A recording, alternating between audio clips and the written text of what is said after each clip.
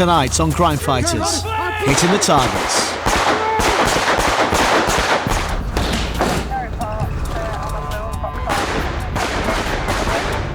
Don't swear at me again. You're under arrest for Section 5 public order, mate. Take the smile off your face, 'cause it's not funny.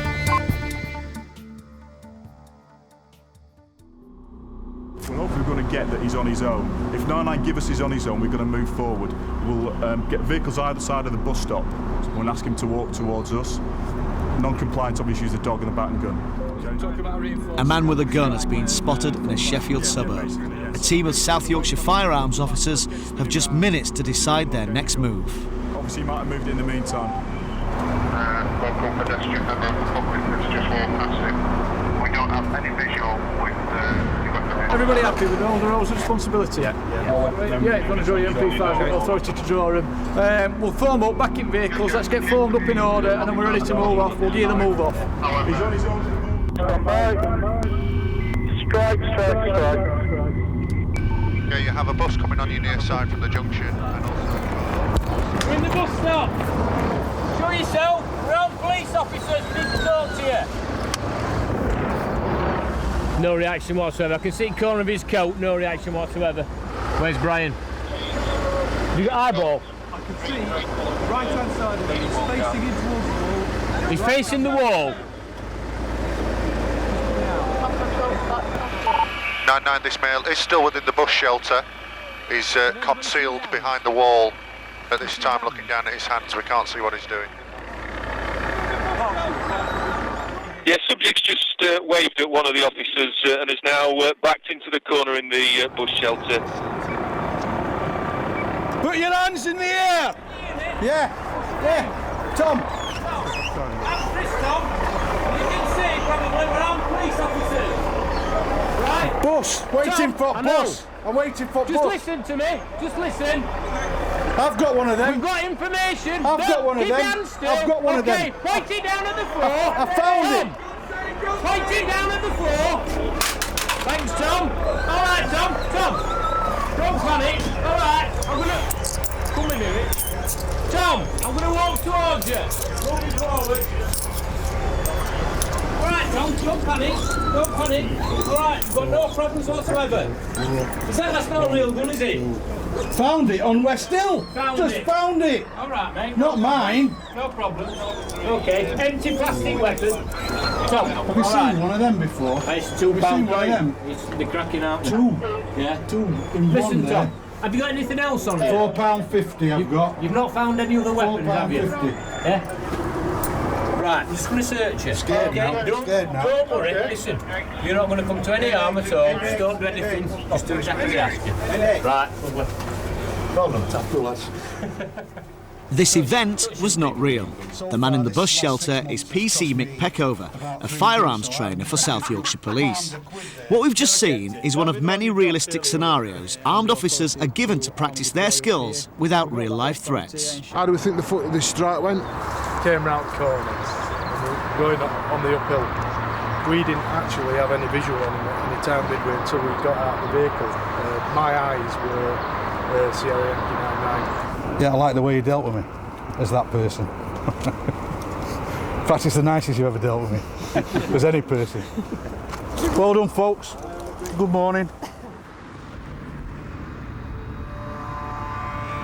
South Yorkshire Police has over 100 firearms officers to deal with the growing problem of gun crime. Last year, they were involved in over 520 incidents. 6 teams provide immediate response to gun-related crime and other dangerous situations 24 hours a day.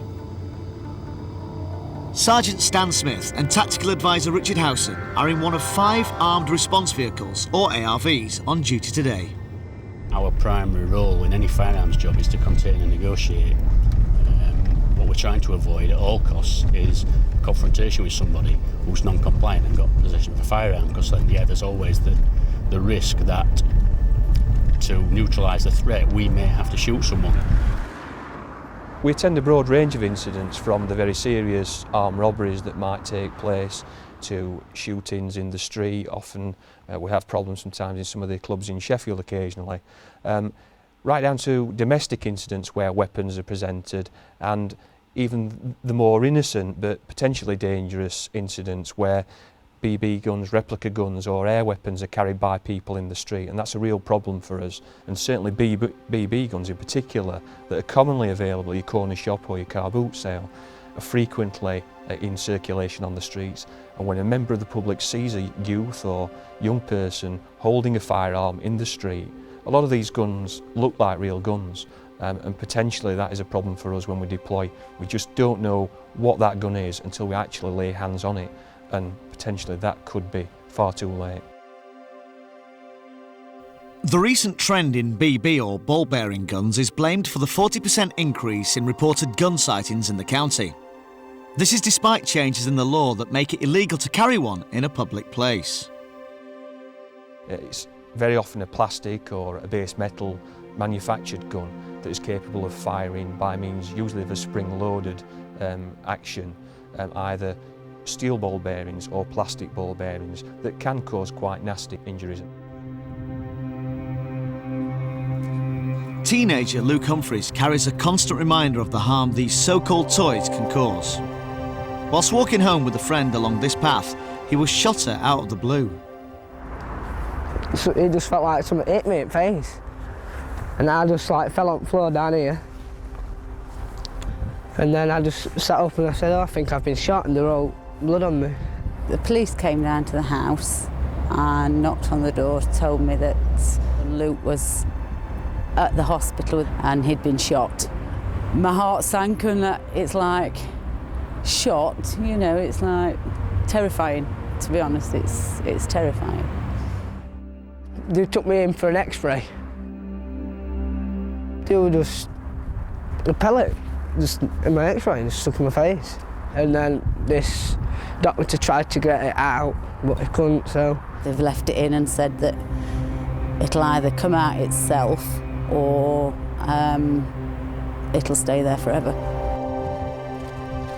Since the shooting, Luke and his pals think twice about being out in this area.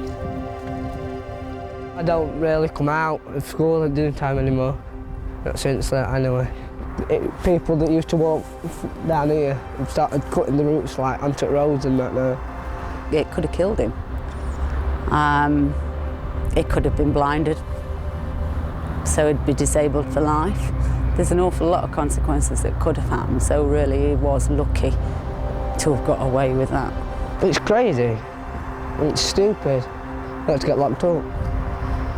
I think it's teenagers, definitely, and I think the mum and dad have probably gotten one of these, not even thinking how dangerous one of these can be. And they're a weapon when all's said and done, aren't they? And they shouldn't be allowed to have them. South Yorkshire firearms officers come to this outdoor range to practice target shooting. So far, none of the officers have had to resort to firing a gun on duty, but have got to be prepared.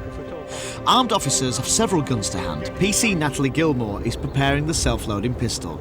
This is the Smith & Wesson 9mm SLP, which is carried on the sidearms the whole time.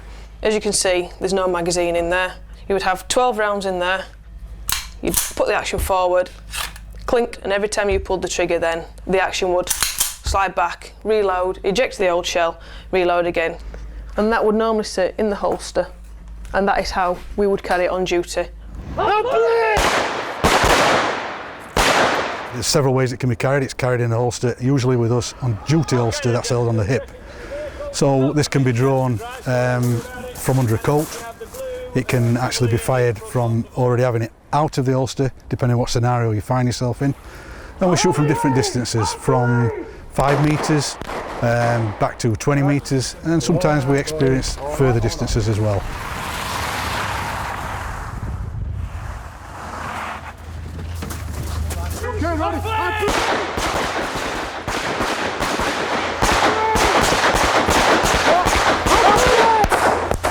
Okay then, gents. Let's go and have a look. Richard? 16 in 1. Where was the one, mate? To what turn? Not like you, that. Combat shooting. Good lad. Well done, mate. Combat type shoot, and therefore you're not looking for pinpoint accuracy, you're just looking for hits on the major threat area if you want. They're going centre torso every time. because what you want to do is stop the threat that's in front of you immediately, because if you've come to the decision to pull the trigger, it needs to be stopped there and then.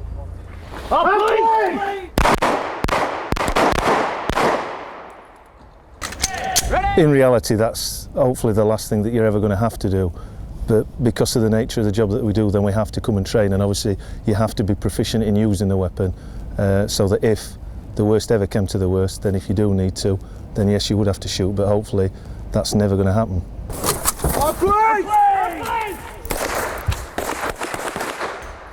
The MP5 we usually carry in the ARVs in what we call a gun box. The MP5 again is a 9mm. The magazine holds up to 30. You'd have the action forward, safety catch would be on before you fit a magazine to get a round from inside the magazine into the breech ready to be fired. That is now ready to go. We would never make ready while we're sat in the vehicle. As soon as you alight from the vehicle, if you're going to a job, it's make ready, and then you're there dealing with the incident. We generally use these on incident jobs. You all right? Yep. He's come out and seen two young men walking. One of the police has got a gun with him. We just got the information that it's two men in the street, one believed in possession of a gun. Yeah, he's gone inside the post office, yeah. He's gone into the post office? Yeah.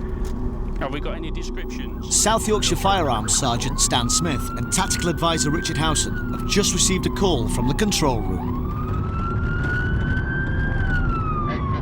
Our only concern now is that one of these two males has gone into the post office, and obviously there's the implied threat that they've gone in with the firearm to commit some sort of offence. So we're just trying to find out exactly where all the other ARVs are and get them travelling, and I think possibly with a view to going directly to the scene. Roger. Yeah, Zulu 2, can you initially look at white containment? Zulu 3, you look at black containment. Sergeant Smith alerts the other armed vehicles in the area and directs them to cover the front and the back of the building. Take the phone. Zulu 1, Zulu 3. Yeah, Zulu 1 received. Zulu 4, what's your location, please? M18. Martin, have we got any contact with anyone inside? Yeah, boss, we've got cover on white side. Black side's imminent. We've got no one actually from the premises as yet identifying themselves. Can you make contact with them? With armed officers in position, the post office is contacted. There's not been a hold-up, and with no customers currently in the shop, this means someone may still be walking in public with a gun. Where have you just come from? From where? Zulu 3, Zulu 1. Yeah, can you just pass me the descriptions again? And you've come straight from news agents? Yeah, just gone in now, about 5-10 minutes ago. Have you been at post office at all? No, not today, no. Whose is the car? Is it yours? No, This lad? Yeah. Just come and stand here for a minute then. Obviously you're in the wrong place at the wrong time at the minute. We're just confirming some details with the mother. Don't even know what's gone on? I have an idea, yeah, but I'm not in a position to tell you about it, am I? You've nothing sharp in your pockets, have you?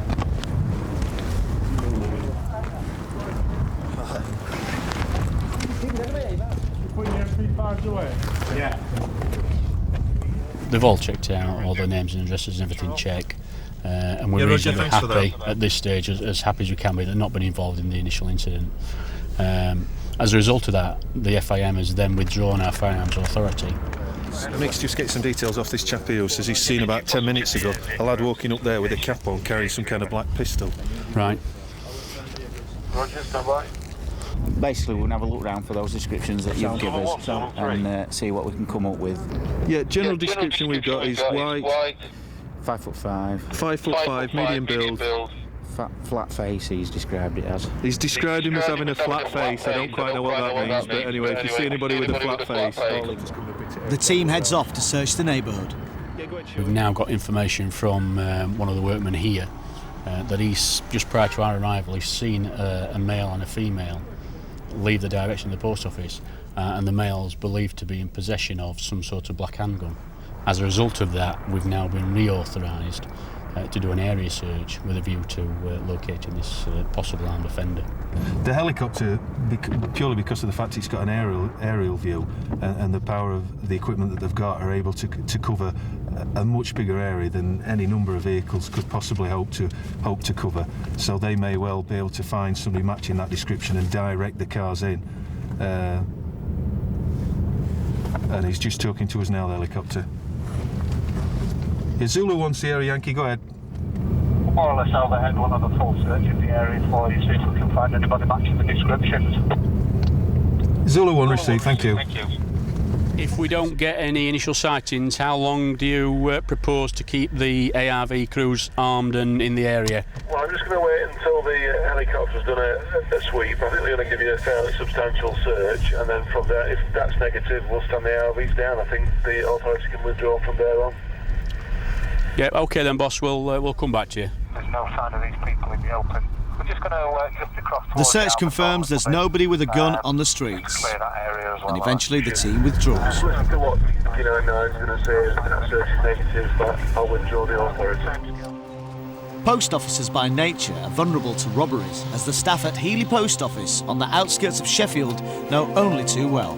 Just a normal September day, nothing fantastic. We weren't overly busy. It was a normal Thursday afternoon. My assistant was sat in the corner doing some paperwork and I was stood at the counter serving. And next thing, there was such a noise as these two men burst in balaclavas and a gun firing, and that's all I could register at that moment in time. So I just hit the floor, hit any button I could touch and crawled into the bike, picked up the telephone on the way and rang the police. One had got a pickaxe and he was trying to get through the screen, and the other one was firing a gun at the side of a pensioner's head. And then they did actually take his pension money out of his hand that he'd just been given. And it was the noise, it was noisy. And of course all the bells were going as well, so it was very noisy. And then they must have decided they weren't going to get anywhere, so they went. It must have just been minutes, if that. But it's amazing what can happen in just a few minutes. I felt I'd went into automatic pilot and just did what I thought I'd got to do. I just got on with it. But you are frightened, you are scared about it, but everything's happening so quickly that it just happens and you just do what you've got to do. Police were there within minutes, and apparently within half an hour we'd got at least 60 police and the helicopter up and the dogs. And they were caught within the hour, 3 of them, and I think that's a marvellous response. And I do believe that the figures in South Yorkshire have really gone down over the last 2 years, and it must be down to this response team. Bear with me one moment, please. That's £8.10, please. Thank you. We've got to have a deterrent, and I think that these didn't succeed. Surely that must be a deterrent to some of the criminals, because they were hardened criminals. Who knows what they would have done had he got through that screen, because apparently he got a metal spike in his pocket as well. And he got UDA and paramilitary training, so what were they going to do had they got round here? And that's something that we've had to come to terms with since. And I think that was the most frightening bit when we found out what hardened criminals they were. 4 men pleaded guilty to their involvement in the robbery and are currently serving a total of 59 years in prison. Where weapons are being brandished inside a building, there's a chance it could turn into a siege. This is something armed officers in South Yorkshire train heavily for, and where negotiation skills come to the fore. Well, the biggest priority in terms of skills is communication, because very often incidents can be resolved just by tactically communicating with someone, but the firearm is always the last option, and the first option is always communication. Oh, he's done it again. He's fired above his head again. Above his head, yeah. He says he's going to kill him. He says, you're going to get some of this. In this training scenario, a jealous husband is holding his wife's lover captive with a shotgun. Yeah, we've got a visual on the red side. We can also control traffic coming in from here. Right! Mr. Roberts! What? Right, police officers! Come to the front door! You could back off, please. No, he's kicking somebody inside. He's either kicking somebody or something. To stop! Do you understand me? Don't point the shotgun!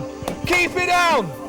And come outside! Do you understand me? It's too late, got past that now! Shot fired! Did you get eyes on that? Did he shoot it out the window? Shotgun looks appeared to be out the window, yeah. Right. Control for Calibre 1. Calibre 1, go ahead. We considered emergency entry tactics. Yeah, Roger, the TA will get back to you on that one. Obviously, that's not an option at this moment in time. Upstairs window's got both latches off. Yeah. Can't tell if the door's locked or unlocked. There's no sign of movement at all, Stan, at that upstairs window. No movement at all. There is no movement on any feature at this moment in time. I can't treat it as an emergency entry because we haven't confirmed that he's out of action and incapacitated. You Billy! It's on police with a dog. Show yourself, I'm going to send the dog in to find you. It's your last warning. The dog's got a camera on his head and he gives us a first indication of once he's inside the premises as to if anybody's hidden or injured, anything that's going to cause any harm or injury to the officers that are going in with the firearms. And he's our eyes and ears really. If there is somebody in there, the dog will find them and bark at them, which again will give us a positive indication that there is somebody in there. And from a visual aspect, the dog searching with a camera on his head will tell us exactly where that person is.